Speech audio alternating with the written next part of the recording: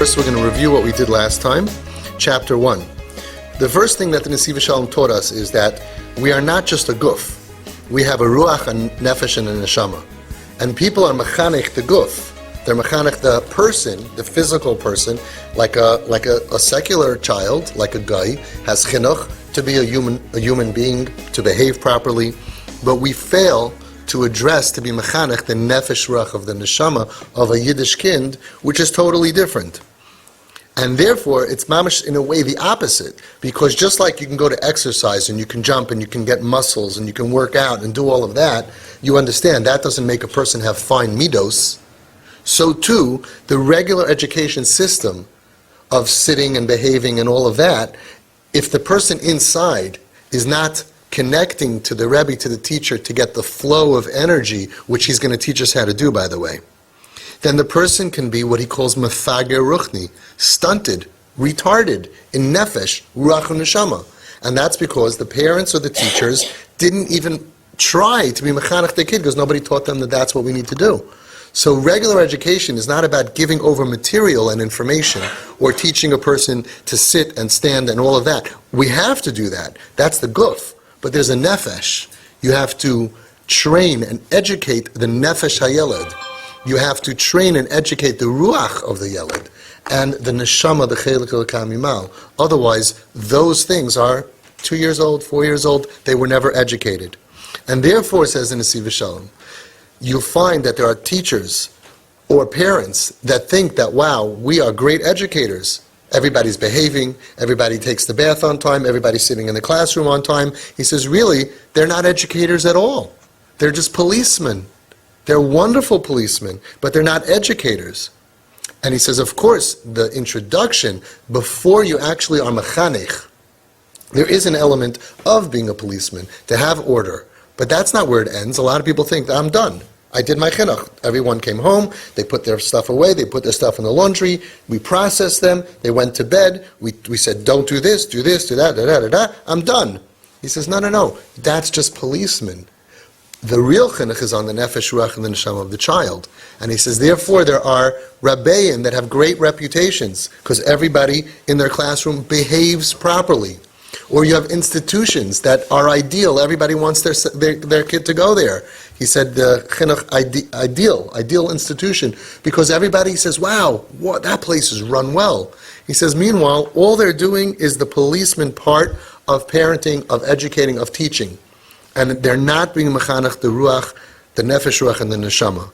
Because he says, chinuch amiti, real chinuch, einoi lahachriach es hachanich, is not to pressure the child, lihisnag, to behave properly, but rather to bring him that one day he should want to behave properly.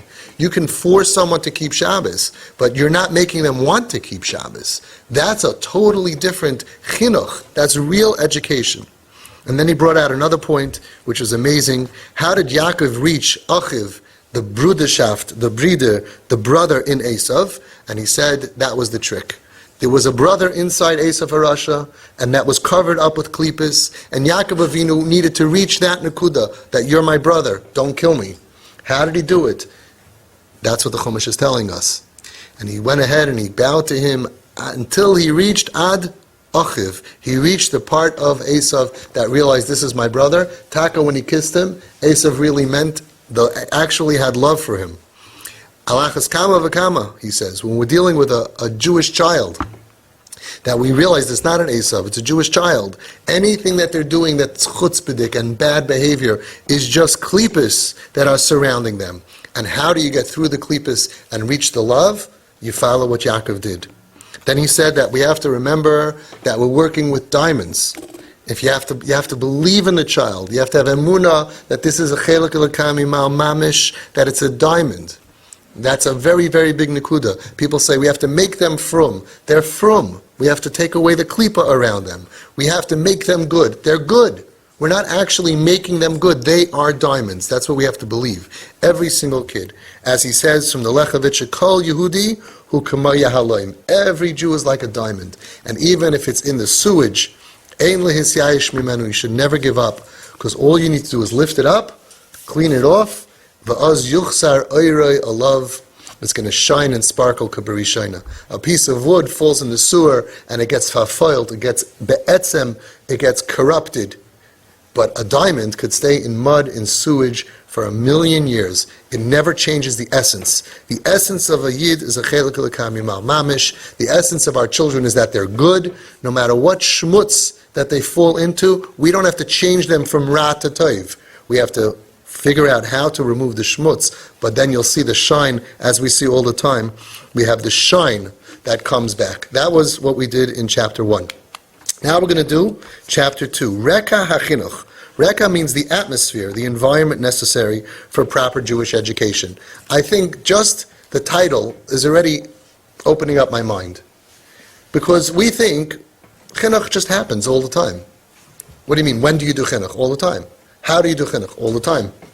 We heard last week from Rabbi Yisrael, Rabbi Yontif Lipa Yisraelzon, a grandson of Rabbi Elyashiv.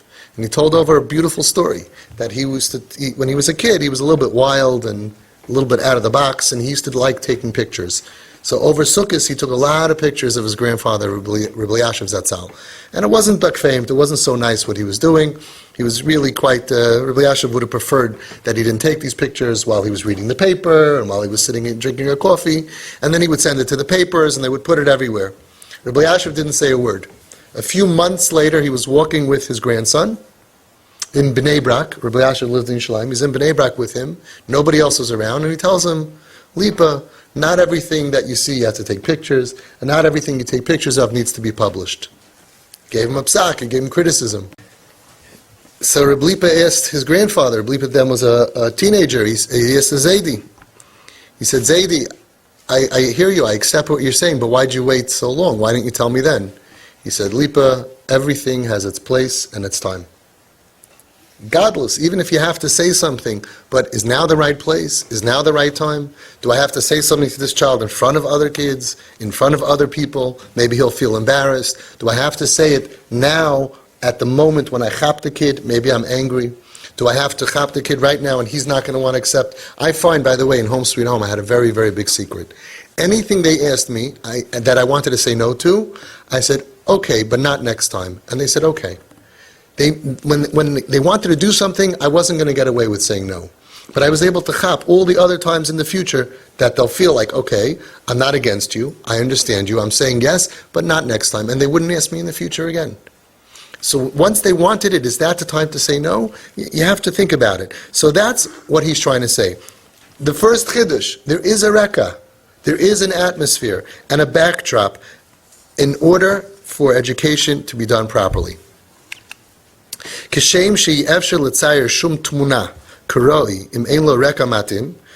like it's impossible to paint a picture. Anybody here? Any artists here? You're an artist, right? Any artists here? No? You can't paint a picture unless you have the appropriate canvas. If you're going to go ahead and take any scene in the world, you'll make it on canvas, you'll make it on oil painting, or you'll use this kind of backdrop, or paper, or brown paper. It's all going to come out different. So the backdrop, before you even start painting, before we talk about the brush and the finishes and the colors, what are you painting on? Just like you can't paint a picture unless you have the appropriate canvas,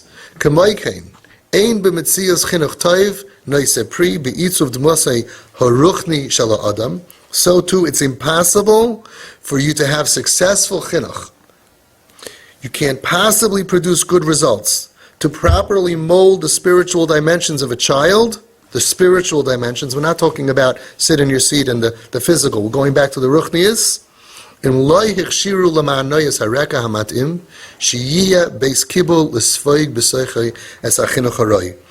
you don't prepare the proper atmosphere for the child to properly absorb proper education.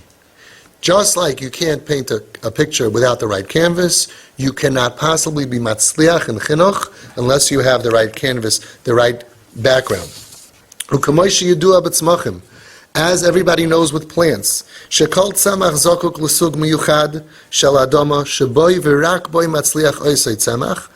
like everybody knows, how come there's no palm trees in Flatbush?